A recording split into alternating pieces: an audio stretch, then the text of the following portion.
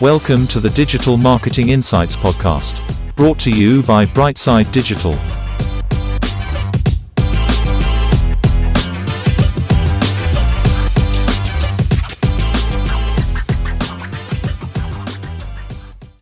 Hi everyone, welcome to the show. I'm excited and delighted to introduce Brian, who's the founder at Brennan Coaching. How are you doing, Brian? Hi, Tom. I'm doing good. Thanks for having me on the podcast. Excited to be here. You're very welcome. Brian, can you start off by telling everyone a little bit about yourself and your career to date, please?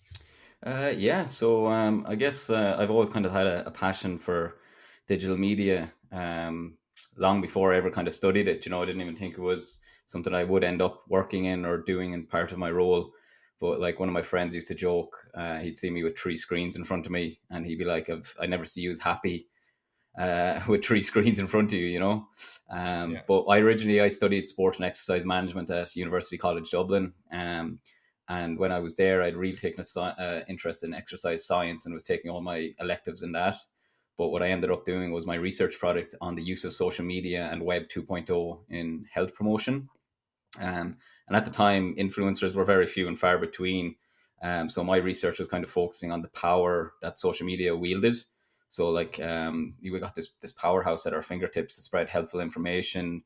So then after graduation, I got a job with a gym in Dublin and I was working there as a personal trainer, and the management afforded me the opportunity to run their social media.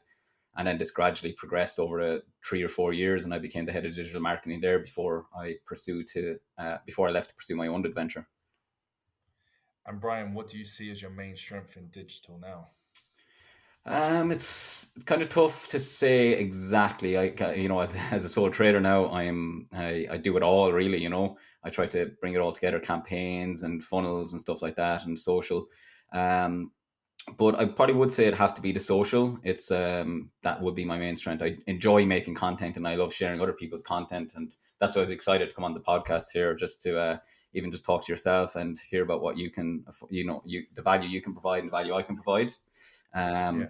Like my primary focus with the social is trying to be educational but entertaining at the same time. So like if I can bring a value to a follower online, I think it's going to make them think, what can he do for me? If he's doing this for free, what can he do for me if I'm a paying client? And like still, if they don't become a customer, I still get to help someone get a little bit fitter or healthier online. That's it. Yeah, that's really well said. And, it's a very popular space and there's a lot of great personalities that have come out of the fitness space in general.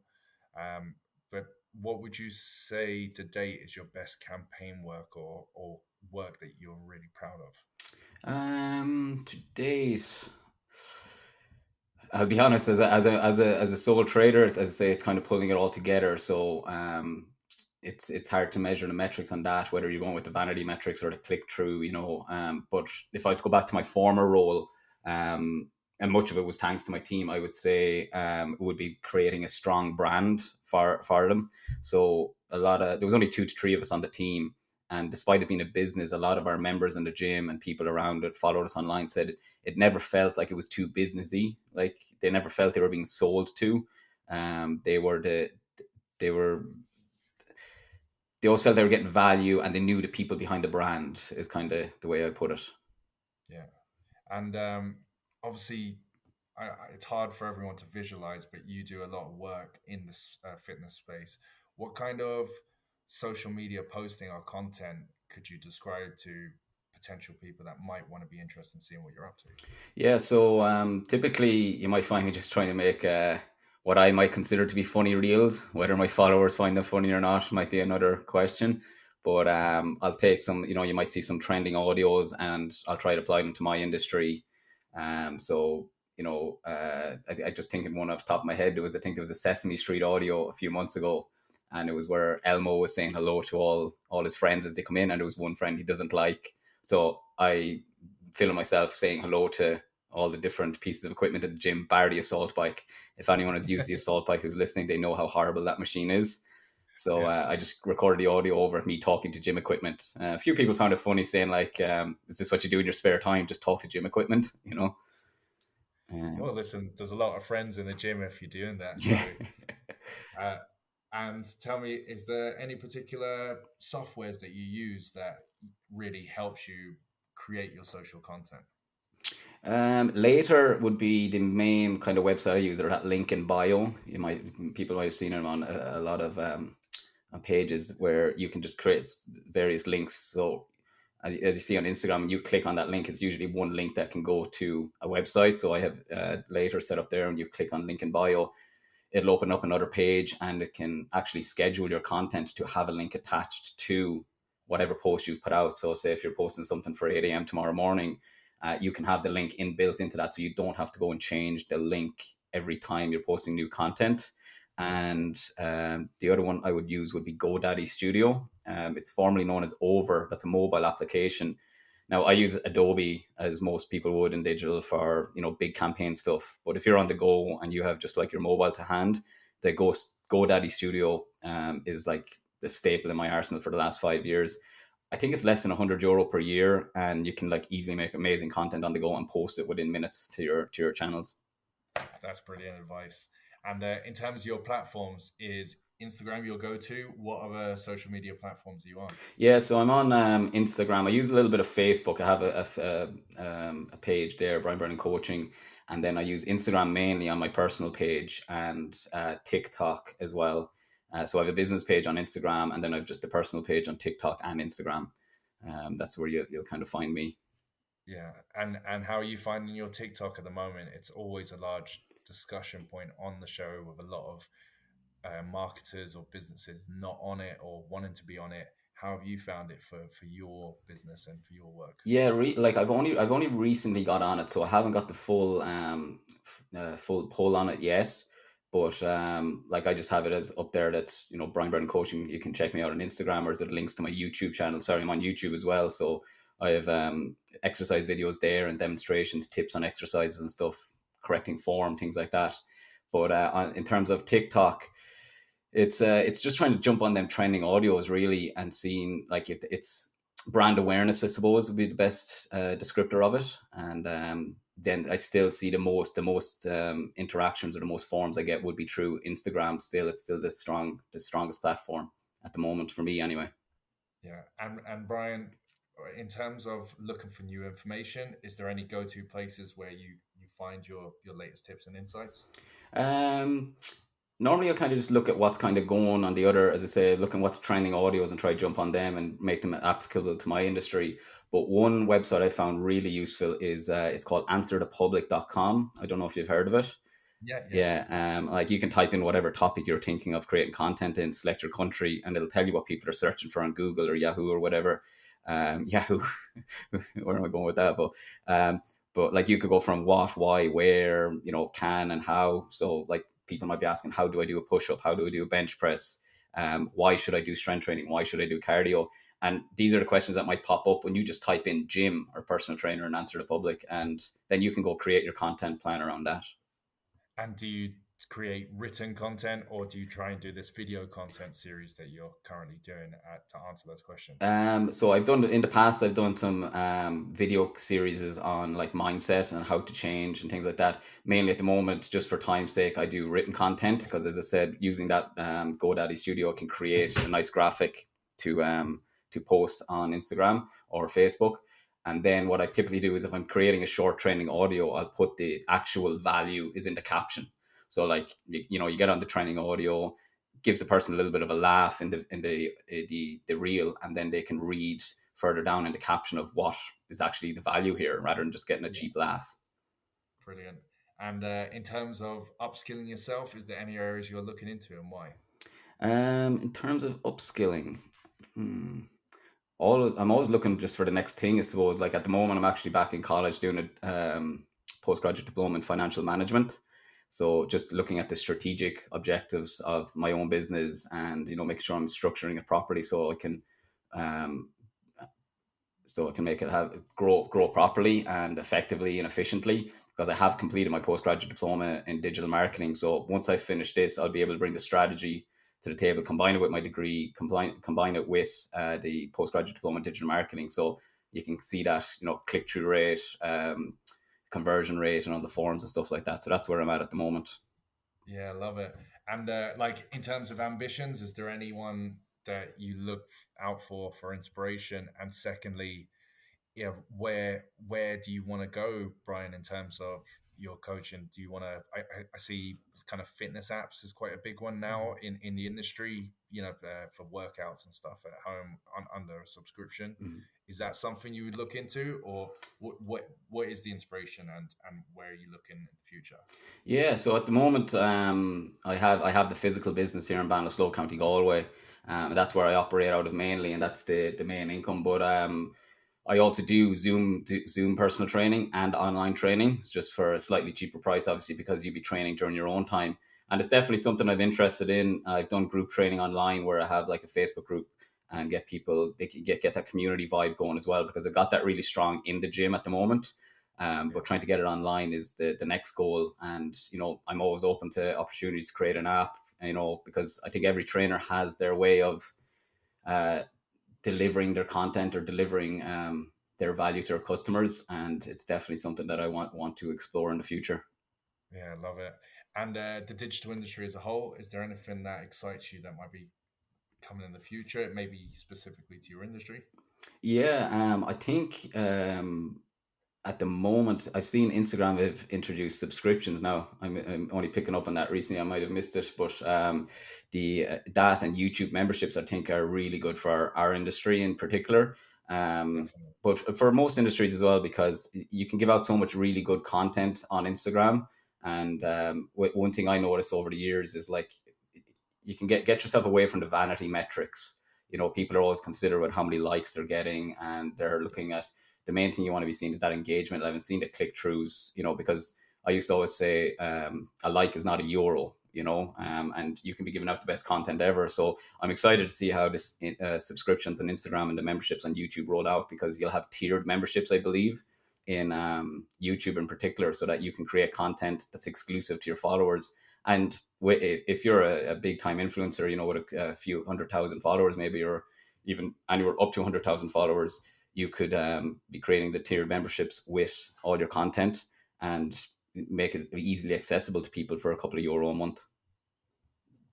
And Ryan, obviously, a lot of your work is around a physical location and virtual and merging the two. Do you find you have a good catchment area from, the Galway, Ballinasloe area? Does people travel from distance to see you, and how do you merge the two?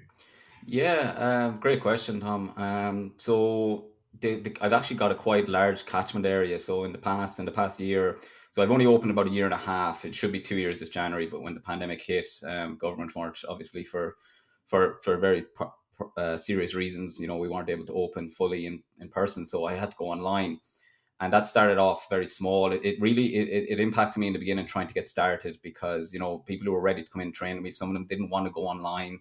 So two or three of them did say, look, let's go online. And then when I was lucky enough, I left Dublin, some of my clients came with me. They wanted to continue training with me. And so I still train some of them to this day. But as the business grew, then my catchment areas expanded out to like the likes of Athenry, Loughrea, even the other, going the opposite direction towards Dublin, or up towards Moat, Ballygar. So it's quite a wide catchment area. And then you have your locals who maybe travel to Galway for work, and they come in early, do their session with me, and then they head off 7 a.m. to commute to Galway. I find that side of things fascinating because you have obviously the challenge of having a virtual audience and growing that catchment, which that could be anywhere around the world. But then you have a second part, which is this kind of physical point of trying to get people in your local area that's going to go to the gym with you and work in real life, which I can imagine you can't really replicate. But have you how do you find the challenge of the two? Is it hard to navigate? You mentioned you do workouts in the evening sometimes to accommodate virtuals. Yeah, so mainly my virtuals actually would be done in the morning, but it's a tough one to strike the balance, because like I have that physical location there, and at the moment it's just myself that's working out of it. And I do video calls from 6 a.m. to 9 a.m. Monday, Wednesday, and Friday. So the physical location isn't being used at that point. So that's something that I really want to improve the efficiency on. But it's funny you mentioned around the world. Also, I do have a client out in Cyprus, which I must give a shout out if he's listening. Say hi to Kev. So he trained with me in Dublin for years, and then he moved out there. So he still trains with me online, and he just does his program, and we check in regularly to make sure he's happy with everything. But the challenge between that and the virtual is trying to strike the balance between, obviously I'm paying for rent for a physical location, electricity, all these bills, and then you have online, which is just, you've got your maybe your digital costs like your Adobe subscription, Zoom subscription, things like this. So you want to really strike the balance between where's the return on the investment here. You can't really replicate the being in person with a trainer who can physically look and move around you to correct your form. You've got to be a really good communicator with people online. And then again, I'm very lucky. My clients now, they're happy to invest in getting extra equipment in their homes if they need to. So dumbbells, some people have purchased rowers in the past. They've installed brackets for TRXs and things like this. So I'm very lucky with the clients I get to work with. But yeah, it's a tough one, and it's a constant everyday kind of battle to make sure you're balancing things correctly. Ryan, and just to summarize with your actual clients themselves, performance, obviously, the longer they're with you, I'm sure they get great results. But is there any testimonials, case studies? How, like, that's really your market done for you? Surely it's seeing the results, the physical results of your clients. Absolutely, Tom. Yeah, like the approach I take is I move away from that 6 weeks to six pack abs kind of thing. I teach people, I educate them on how to make the decisions themselves. When I started out, my thing was like, you're going to be with me for 12 weeks and then you're going to be able to do this. This is my passion, is like, I'm going to educate you how to do it. But maybe I was naive in the beginning, because then as I grew as a coach, I understood that people want to come into you and they just want to go, Brian, tell me X, Y, Z, and I'm going to do it. And I'll just do what you tell me. And I trust, you build the trust after a while, but they'd like, I don't want to have to think. This is my hour off. I do what you tell me to do. And that's how I progress. So like, my testimonials can be seen there on the website, brianbrennan.ie. You can also see some of them on Google there, the Google reviews from some of the clients I've worked with. I've worked with people who've come back from bulging discs and then they're deadlifting 160 kgs, things like this. Now, if you're not into the gym, hearing 160 kgs, you might, I don't know what that is, but it's 160 bags of sugar, basically. But yeah, like, so the testimonials are there. I do focus on the performance. I tell you that, look, you may not going to get down to that shredded body fat, but we can get you there if you're willing to put the commitment in, because it's a lot bigger than social media might let you think. And a prime example I always use with people is like, if you were to lose 11 kgs of body fat, just say 11 kgs of body fat, that's the equivalent of about 70,000 calories. So if you were to do that, and someone's going to pull me up on my maths here, but 70,000 calories divided by 500 calories a day is about 175 days. So that's getting my clients to understand it's 175 days until you reach your goal, rather than 6 weeks. You didn't put the weight on in 6 weeks. You're not going to lose it in 6 weeks without a serious commitment. And I will turn people away who've come to me and say, listen, I got 10 weeks to this goal and that's it. I'm like, well, what's going to happen after the 10 weeks? So I really work on changing their mindset in that regard. Love it. And lastly, Brian, we always ask people on the show a question to try and understand the people behind the roles. If you could bottle up one personality trait yourself, that you have yourself, and you could pass on to others, what would it be? One personality trait. I like to think perseverance is one. Definitely that I have, that I think that's the one thing. And I actually had this conversation with a client recently. I was saying it's pushing through it when it really feels like it's not working. You got to believe in what you're doing, whether that's online in real life, and you got to persevere no matter how things are looking, because the results aren't going to show up instantly. And that's the thing I'm saying there about the 175 days. Your goal might be more realistic, and when you get to that 175 days, it's going to be more sustainable and easy to maintain. And like, if you show up regularly, it's essentially delayed gratification. And there's actually a psychology study, if I veer off course for a second, there's a psychology study that backs this up. So they actually got a group of children and offered them a marshmallow in, I think it was Stanford in the 70s. And the researcher left the room for a few moments, but told the child, if you don't eat the marshmallow, when I return, I'm going to give you a second marshmallow. And the researcher left the room for about 15 minutes. And then when he returned, if the child had eaten the marshmallow, that was kind of, they gave into the gratification straight away. But the children who didn't eat the marshmallow, here's the interesting part. when they followed up with these children like 10, 15 years later, the children who delayed in eating the marshmallow were succeeding better in school. They had better health stats and just general success in life compared to those who ate the marshmallow right away. So the level of perseverance that you can put into one thing, or that would be the one thing I would try to put into other people if I could. That's incredible. I'd say I was the kid that ate the marshmallow straight away. Didn't even wait a minute. Well, there's always time for change, Tom. Yeah, there is. Brian, thanks so much for being on the show. If anyone wants to touch base with you, how can they do that? So you can follow me on Instagram, YouTube, or TikTok at Bicep Brain, or you can find me on Facebook at Brian Brennan Coaching. Thank you, Brian, and thank you everyone for listening. Yeah, thanks for having me, Tom.